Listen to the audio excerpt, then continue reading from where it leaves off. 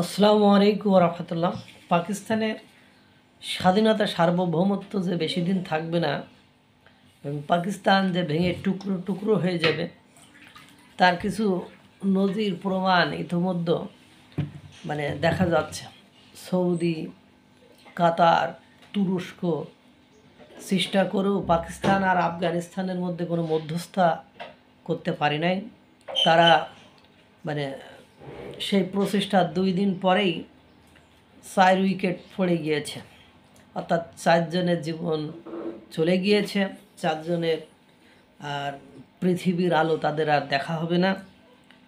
এর সীমান্তবর্তী অঞ্চলে এই গুলি বিনিময় হয় পাকিস্তান আর আফগানিস্তানের ভেতরে।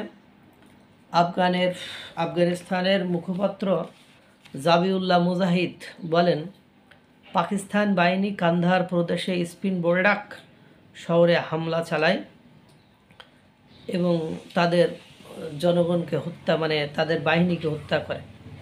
অপরপক্ষে পাকিস্তান থেকে বলা হচ্ছে সমন সীমান্তে আফগান বাহিনী বিনা উস্কানিতে গোলাগুলি শুরু করে। বুঝলেন কি? ও ভাইকে দোষারোপ করেছে এবং দোষ দিচ্ছে। ঘটনা হয়েছে যে আপনার সাথে শত্রুতা তো থাকবেই, এবং আফগানিস্তানের থেকে জানানো হয়েছে যে পাকিস্তান যে কথা বলে বারবার, দুই দেশের মধ্যে ঝামেলার অন্যতম কারণ হলো সন্ত্রাসবাদ।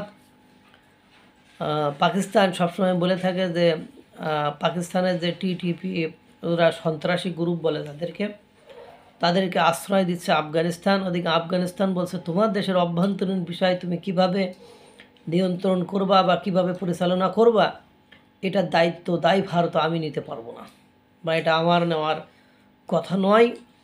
আর এটা বলেই তারা আক্রমণ চালিয়েছে। এবং আপনারা জানেন যে পাকিস্তানের কয়েকজন সেনা আহত হয়েছে, আফগানিস্তানের 4 জন মনে হয় মারা গিয়েছে, যেটা দেখা যাচ্ছে। তা মধ্যস্থা সৌদি, কাতার, তুরস্কের মধ্যস্থায় 2 মুসলিম দেশকে শান্ত করতে পারে নাই। আরে ভাই, পাকিস্তানকে শান্ত করা কখনোই সম্ভব নয়। তারা হলো উদরপিণ্ডি বুদর ঘাড়ে, এবং মুসলমানদের সাথে ঝামেলা করে তারা মুসলমানদেরকেই জীবনে শেষ করতে, হত্যা করতে। তারা বাংলাদেশের মুক্তিযুদ্ধের সময় দেখেননি 30 লাখ লোককে কীভাবে হত্যা করেছেন? তারা দেখেননি? যদিও শেষ পরিণতি তাদের ভালো হয়নি। আপনারা দেখেন নাই কীভাবে 2 লক্ষ মা বোনের তারা সম্ভ্রমহানি করেছিল? এদের চরিত্রই এরকম। এদের দেশে 1947 সালে স্বাধীনতা প্রাপ্তির পরে, লাভের পরে আজ পর্যন্ত এই দেশে শান্তি দেখেছেন আপনারা কখনো? আমি তো দেখি নাই। তারা সবসময় ঝুট ঝামেলা, শয়তানি, বাটপারি। এবং দেখবেন পৃথিবীতে যেসব দেশগুলো অশান্তিতে থাকে, শান্তিতে থাকে, সেসব দেশগুলোও যদি এদের সাথে মিশে যায়, তাহলে দেখবেন সেসব দেশেও অশান্তি সৃষ্টির সমস্ত উপকরণ রেডি হয়ে যায়, প্রস্তুত হয়ে যায়।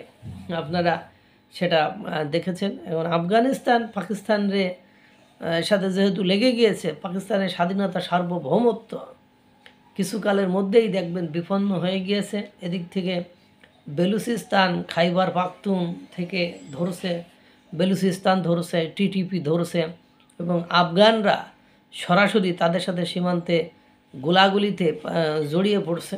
যদিও ভারত পাকিস্তানের এই ধরনের ঘটনা, পাকিস্তান ভারতের ভয় পেয়েছে, ভয় পেয়ে এখন আফগানিস্তানকে নিয়ে ব্যস্ত আছে। এই মুহূর্তে পাকিস্তান যদি ভারতের বিপক্ষে কোনো অ্যাকশনে যায়, তো পাকিস্তান ভারতকে যে বড়ায় ফেলবে সেটা পাকিস্তান খুব ভালো মতোই উপলব্ধি বা অনুমান করতে পেরেছে। এই হলো অবস্থা।